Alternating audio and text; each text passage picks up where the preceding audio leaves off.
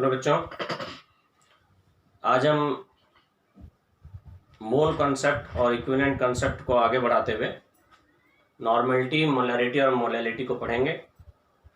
कल की क्लास में जो लास्ट दो फार्मूले मैंने बताए थे, उन्हीं फार्मूले को आगे अभी यूज़ करना है कंसंट्रेशन टर्म्स में। हम लोगों ने जो लास्ट फार्मूला पढ़ा था वो था नंबर ऑफ मोल्स। इसके लिए हमने पढ़ा था given mass in gram divided by molar mass.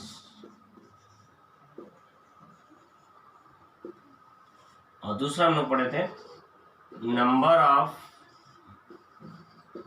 Gram equivalent.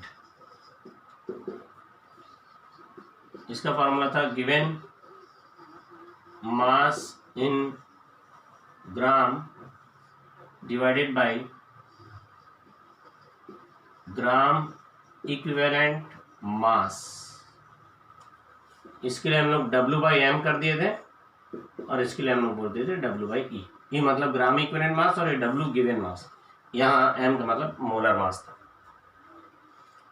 तो ये दोनों number of molar, number of gram equivalent के बेस पर ही हम लोग आगे का कैलकुलेशन कर रहे हैं। देखिए आगे के जो फॉर्मूला हम लोग पढ़ रहे हैं,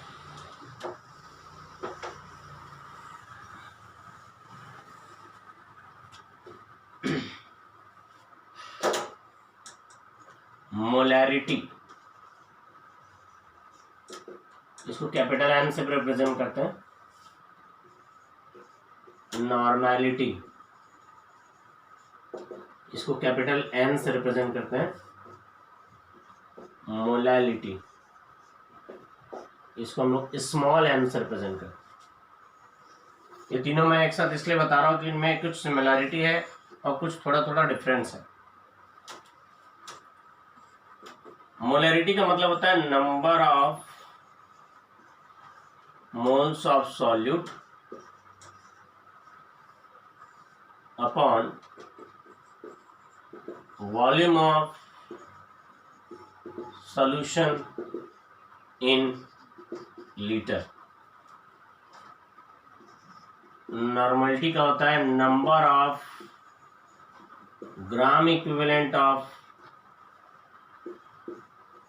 सॉल्यूट। ये GE में ग्राम इक्विवेलेंट के लिख रहा हूं। वॉल्यूम ऑफ, ये सॉल्यूशन है, इन लीटर। और मोलैलिटी के लिए होता है number of moles of solute weight of solvent in kg। देखिए जो नॉर्मली जैसे हम लोग स्पीड का फॉर्मूला लिखते हैं, स्पीड के लिए क्या लिखते हैं हम लोग, डिस्टेंस अपॉन टाइम। इसका मतलब क्या हो जाता है, distance travelled per unit time. तो पर यूनिट टाइम, तो वैसे ही यहाँ पर भी जो लिखा है इसका मतलब number of mole upon volume लिखा है, मतलब number of moles of solute per litre of solution is called molarity. 1 litre solution में जितने मोल सॉल्यूट है उसको हम लोग मोलैरिटी बोलते हैं, और 1 लीटर सॉल्यूशन में जितने ग्राम इक्विवेलेंट सॉल्यूट है उसको नॉर्मलिटी बोलते हैं। ये दोनों में अंतर केवल ये है कि इसमें 1 लीटर में जितने मोल है उसको आप मोलैरिटी बोलेंगे, और 1 लीटर में जितने ग्राम इक्विवेलेंट है उसको नॉर्मलिटी बोलते हैं। ये दोनों सॉल्यूशन के लिए। मान लीजिए हमारे पास 196 ग्राम H2SO4 1 लीटर सॉल्यूशन में प्रेजेंट है। तो 1 लीटर सॉल्यूशन में इतना H2SO4 है। अब इसको मैं 3 तरीके से बोल सकता हूँ कि 1 लीटर में इतना मोल इतना ग्राम H2SO4 है। यदि इसी को मोल के टर्म्स में निकालूंगा तो नंबर ऑफ मोल का क्या फॉर्मूला हम लोग पढ़े थे, W/m। गिवन मास कितना है 196, मोलर मास कितना है 98। H2SO4 का कैलकुलेट करेंगे तो 98 आता है, तो 2 मोल्स है। और अगर हम लोग नंबर ऑफ ग्राम इक्विवेलेंट देखें इसी में, तो ये हो जाएगा given mass upon equivalent mass, जिसको हम लोग W/e बोले थे। तो गिवन मास हो जाएगा 196 और इक्विवेलेंट मास हो जाएगा H2SO4 का कॉलम हम लोग निकाले थे 49। क्यों 49 है? मोलर मास बाई जेड करते हैं तो इक्विवेलेंट मास आता है। H2SO4 का मोलर मास 98 है, और ये चूंकि एसिड है तो एसिड के लिए जेड, जिसको हम लोग वैलेंसी फैक्टर बोलते हैं, उसकी वैल्यू होती है 2। तो एसिड जेड का मतलब वैलेंसी फैक्टर होता है, जेड का मतलब वैलेंसी फैक्टर होता है, और एसिड के वैलेंसी फैक्टर को हम लोग बेसिसिटी बोलते हैं। जेड को बोलते क्या है? Valency factor. उसका सिंबल क्या है?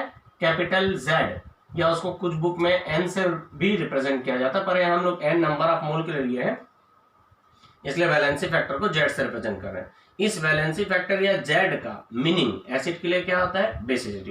क्योंकि H2SO4 की बेसिसिटी 2 है, इसलिए हम लोग यहाँ 2 लिए, तो मोलर मास बाई जेड, तो ये 49, इसका इक्विवेलेंट वेट आ गया।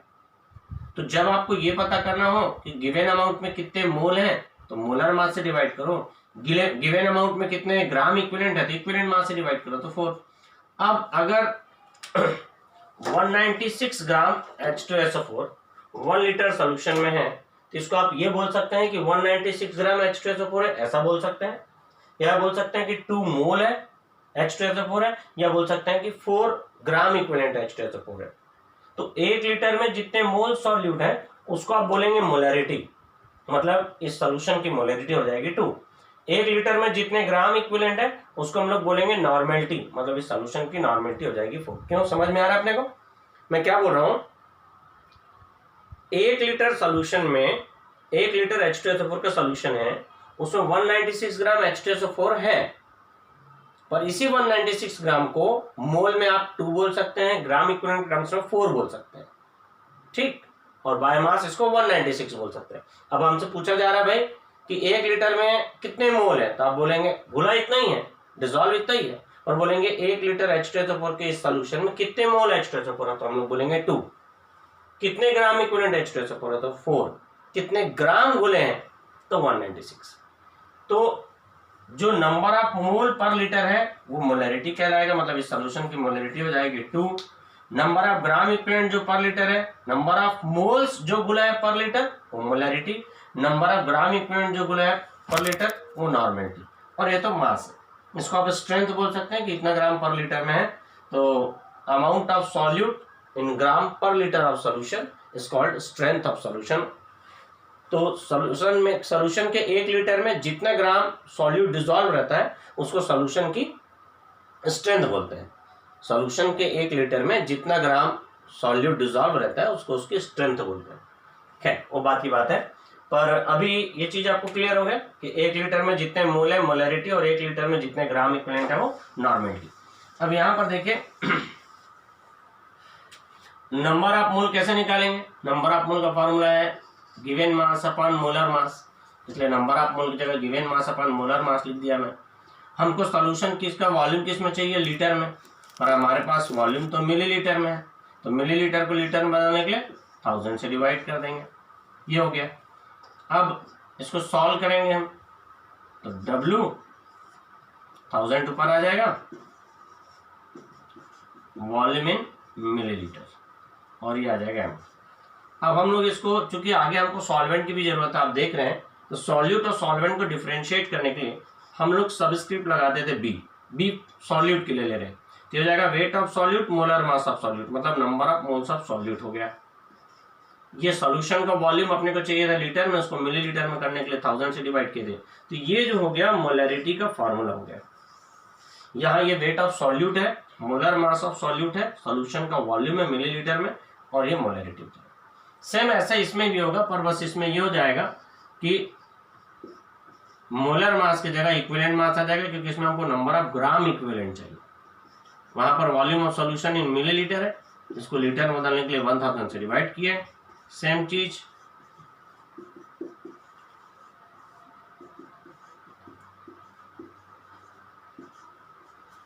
तो ये नॉर्मेलिटी का फार्मूला हो गया, ये नॉर्मेलिटी का फार्मूला हो गया मोलैरिटी का। पर लीटर सॉल्यूशन में जितने मोल सॉल्यूट है उसको हम लोग मोलैरिटी बोलेंगे, और पर लीटर में जितने ग्राम इक्विवेलेंट है उसको नॉर्मेलिटी बोलेंगे। अब यहाँ मोलैरिटी में भी ऐसा ही है, नंबर ऑफ मोल की जगह आप ये लिख देंगे, पर आपको यहाँ सॉल्वेंट का वेट चाहिए। इन दोनों में क्या चाहिए था? सॉल्यूशन का वेट, और यहाँ क्या चाहिए? सॉल्यूशन का वॉल्यूम चाहिए था इन दोनों में, और यहाँ सॉल्वेंट का वेट चाहिए। मान लीजिए आपको सॉल्वेंट का वेट इतना ग्राम है, ये ग्राम में, आपको केजी में चाहिए, तो ग्राम को किलोग्राम में बदलने के लिए 1000 से डिवाइड कर दें।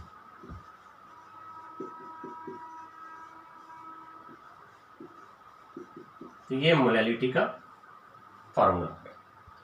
नेक्स्ट वीडियो में मैं आपको इन तीनों का कंपैरिजन बताता हूँ।